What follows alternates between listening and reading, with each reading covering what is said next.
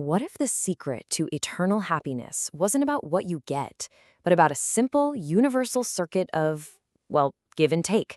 Today, we're going to break down a really pivotal 1977 address from Unification Church founder Sun Myung Moon. It proposes this exact idea, a pretty radical philosophy on love, God, and the ultimate purpose of life. So let's dive in. Right off the bat, the speech asks a question that, let's be honest, we've all asked ourselves at some point. Why are people unhappy? I mean, that's a huge question, right? But the answer this philosophy offers is surprisingly simple, and it has nothing to do with money or fame or power. The core idea is this thing called give and take. The speech basically argues that all our unhappiness comes from a breakdown in this fundamental exchange. You can think of it like an electrical circuit. You're the subject, and you need to give energy to an object. That could be another person, an idea, the world, anything. And you also need to receive energy back. If that flow gets blocked, well, the circuit's broken. And the result? Sorrow. And this whole idea is summed up perfectly right here in the central thesis of the address. The amount of give and take you can have will determine your happiness or unhappiness. So according to this philosophy, your happiness isn't just some random feeling.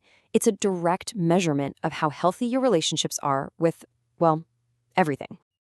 Okay, so with that core principle of give and take in our minds, let's dig a little deeper into how the speech diagnoses the specific cause of our unhappiness. And it all comes back to a broken relationship. The speech uses these really powerful, almost physical analogies to get the point across. For a blind person, that give and take with the world of light is broken. For a hungry person, the body can't receive the food it needs to survive. You see, in both cases, the lack of a successful exchange with an object, whether it's light or food, is the direct cause of suffering. All right, so if a broken circuit of give and take is the real root of all our problems, what's the solution? How do we fix it?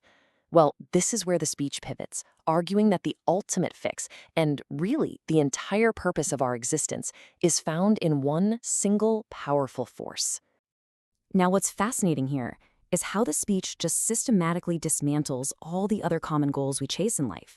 It argues that whether you're pursuing the material goals of communism, or the productive drive of democracy, or even personal goals like knowledge, power, money, or art, all of them ultimately fail to satisfy both your body and your spirit. They're all, in a way, incomplete answers. So what is the complete answer then? The speech says it's true love. And we're not just talking about a romantic feeling here. It's described as a literal universal force. It's presented as the only purpose big enough to satisfy every part of who we are, because its one and only job is to unite opposites and create something new and whole. And to make this concrete, the speech uses the relationship between men and women as the prime example of this whole principle. It highlights their differences, physical, temperamental, even how fast they mature, not as sources of conflict, but as the very reason they are perfectly designed to complete each other, to be united by love. It's even laid out as this clear three-step process. First, you start with two separate things, two distinct entities. Then this mysterious power of love comes in and brings them together. And the result isn't some compromise, it's a total fusion where both sides are elevated and they share equally in the value of the new unified whole.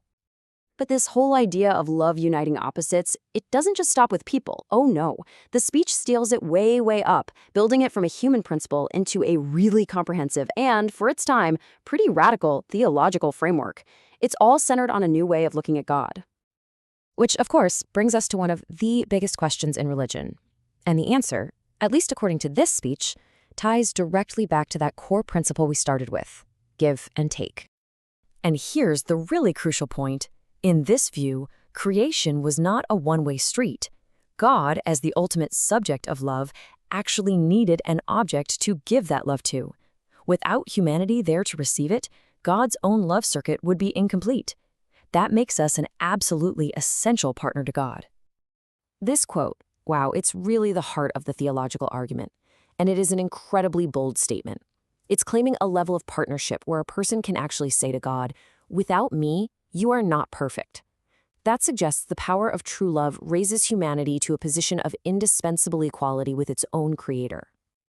So this slide just lays out the contrast, as drawn in the speech, between its own theology and what it saw as the mainstream Christian view at the time. On one side, you have a partnership where love closes the gap between God and man. On the other, you have a permanent, unbridgeable divide between a perfect creator and a lowly sinner. Okay, so you have this grand cosmic theology, this partnership with God. But the speech makes it very clear this isn't just abstract philosophy.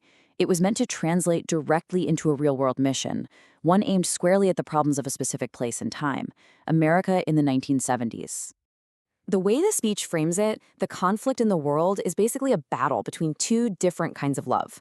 God's love is unselfish, it's eternal, it's constructive, and what the speech calls Satan's love is selfish, temporary, and destructive. So all the world's problems are seen as the result of humanity choosing the wrong kind of love.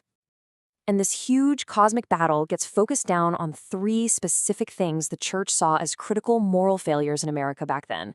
The mission, as they sought it in 1977, was to restore a God-centered morality, to finally create real racial harmony, and to revive what they saw as a fading Christian spirit in the nation. All right, now this next quote might sound a little out of left field, but stick with me. It introduces a really key metaphor for how this grand mission is actually supposed to be carried out. And it's not about big, flashy gestures, but something much, much more humble. And here's the logic. Loving a simple bag of peanuts, seeing it as part of God's creation, is a training ground.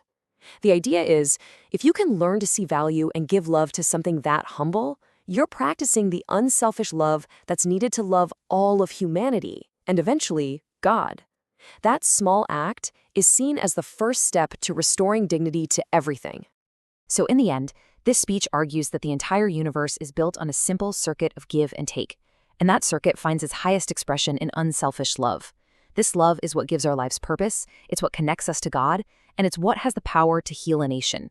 And that leaves us with this final question. If any of this is true, if love really is that powerful, what does it actually require of us in our own lives?